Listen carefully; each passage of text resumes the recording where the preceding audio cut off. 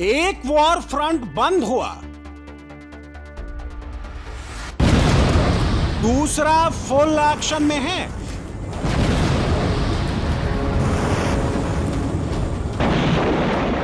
तीसरा नया war front खुल गया है।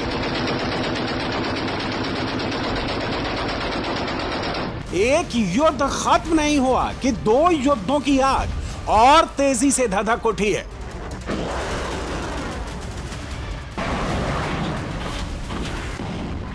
दुनिया से युद्ध खत्म ही नहीं हो रहा है।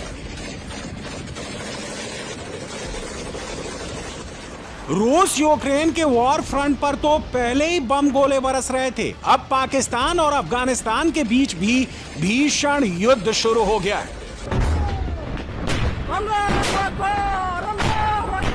पहली तस्वीर गाजा की है, जहां 2 साल से जारी इजरायल हमास युद्ध खत्म हो गया है। हमास ने इजरायल के सभी 20 बंधकों को रिहा कर दिया है। इन बंधकों को 7 और 13 के 2 बैच में छोड़ा गया है। हमास ने इन्हें रिहा करके रेड क्रॉस को सौंपा है। इसके बदले इजरायल से 1900 कैदियों की रिहाई करा ली है। दूसरी तस्वीर रूस और यूक्रेन के बीच चल रहे युद्ध की है, जहां अभी भी ताबड़तोड़ बम गोले बरस रहे हैं। यूक्रेन रूस की रिफाइनरीज को निशाना बना रहा है।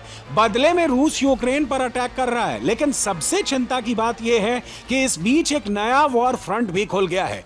पाकिस्तान और अफगानिस्तान भी आमने सामने आ गए हैं, जिसमें दोनों देशों को भारी नुकसान उठाना पड़ा है। इजरायल और हमास के बीच 2 साल से चल रही जंग का अंत हो गया है। युद्ध विराम के फर्स्ट फेज के शांति समझौते के तहत हमास ने इजरायली बंधकों को छोड़ दिया है।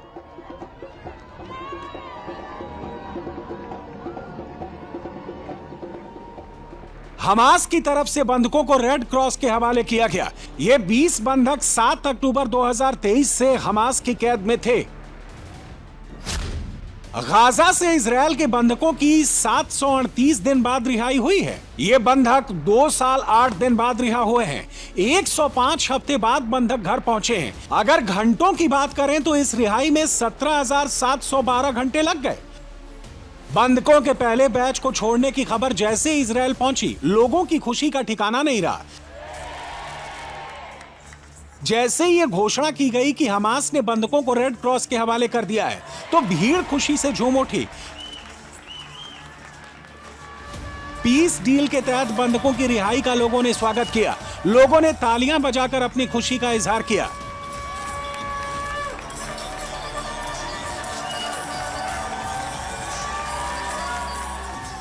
इजरायल की सेना इन बंधकों को गाजा पट्टी से इजरायल की राजधानी तेल अवीव ले गई, जहां इन बंधकों को उनके परिजनों से मिलवाया गया।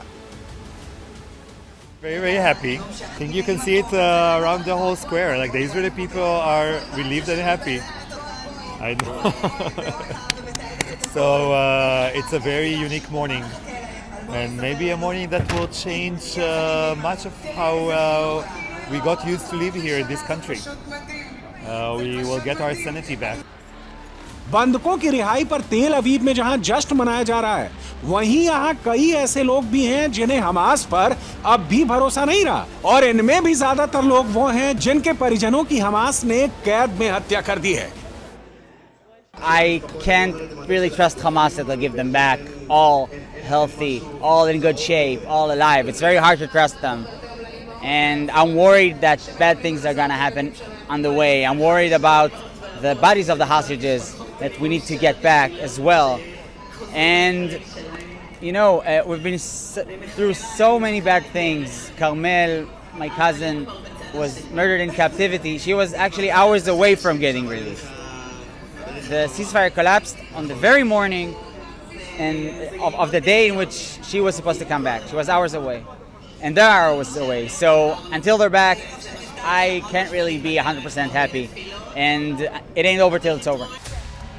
एक और जहां इजरायली बंधकों की रिहाई से तेल अवीव में जश्न का माहौल है, और दूसरी ओर पीस डील को अमली जामा पहनाने के लिए अमेरिकी राष्ट्रपति डोनाल्ड ट्रंप तेल अवीव पहुंचे। ट्रंप को रिसीव करने के लिए इजरायली प्रधानमंत्री बेंजामिन नेतन्याहू खुद तेल अवीव इंटरनेशनल एयरपोर्ट पर मौजूद रहे। एयरपोर्ट से ट्रंप सीधे इजरायली संसद नेसेट पहुंचे, जहां बेंजामिन नेतन्याहू ने उनका गर्मजोशी से स्वागत किया। हमास ने इजरायल के इन बंधकों को राष्ट्रपति डोनाल्ड ट्रंप की पीस डील के तहत रिहा किया है। The hostages are back. The hostages are back.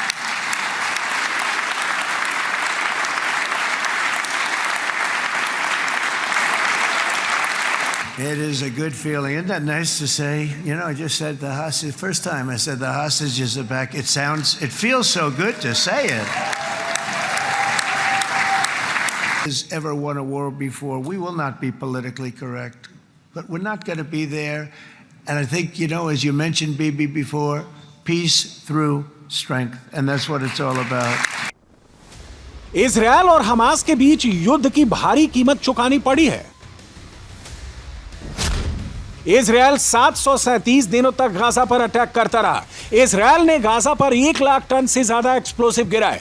Israeli attack में 67,806 लोग मारे गए। इस हमले में 20,000 बच्चे मारे गए हैं। इसे आप ऐसे समझ सकते हैं कि गाजा में हर घंटे एक बच्चा मरा है। हर 33 में से एक शख्स की मौत हो गई है।